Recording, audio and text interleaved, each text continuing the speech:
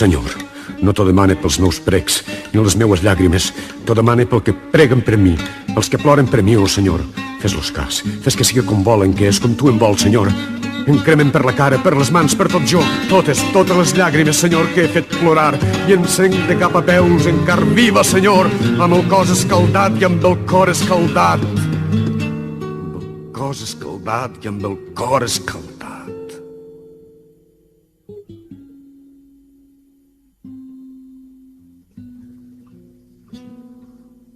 Ja sóc pare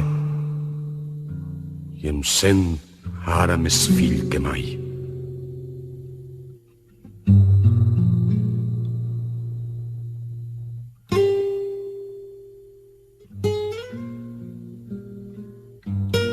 Jo no sé si és perquè se'n va morir la filla. Jo només sé que em sent més amargament fill. Et pregue per mon pare i et pregue per ma mare i la meua germana, filla meua, que estàs al cel. Mira els teus avis. Atura't damunt d'ells com un dia ben blau i transparent i pur. Ets, pot ser, molt més d'ells que meua, filla meva. Abans que fer plorar ma mare, jo voldria caure'm en terra mort. Estic trist, no puc més. Mare, crec que ja sé exactament què em passa. Tot això que jo tinc és d'alguna manera una brutal nostàlgia del teu ventre. És com si tingués d'alguna forma la càlida memòria del teu ventre, d'haver-hi estat en ell ben bé.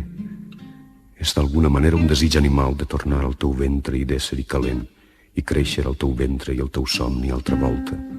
De tenir l'estatura de l'anel i el teu ventre, d'anar fent-me en l'alegre treballar dels teus dits, d'ésser bolquers i dies i setmanes i mesos, percebent des del ventre tota la teua joia, la veu, les mans, les llanes, el tacte, les pupil·les, la joia, l'esperança, el dubte, la temença.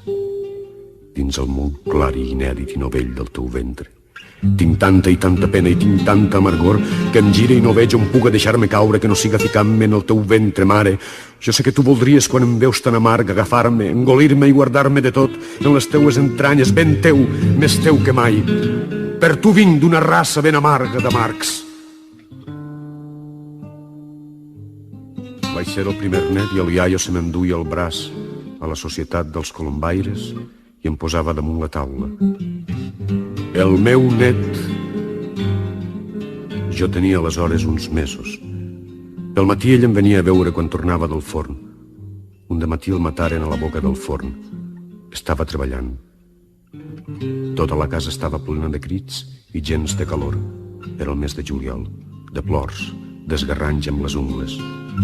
De vegades voldria saber què vaig fer jo aquell matí. Tenia 11 mesos només.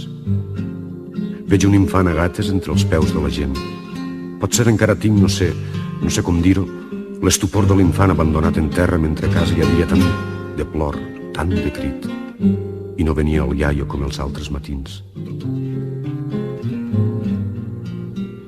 El nínxol dels meus iaios a l'entrada a l'esquerra és un nínxol antic i verdós, amb indicis d'heura i amb una làpida de marbre negre i ters. Hi ha allí un gerro petit amb unes poques flors. És el tros més humit del cementeri, a l'ombra. Davant, a l'altra banda, el nínxol dels meus tios, els seus fills. Al bell mig està la meua filla. Quan jo tenia 2 o 3 dies només, va morir el meu tio Josep Maria. Encara em van dur a ell per tal que em conegués. Manuel havia mort un parell d'anys abans.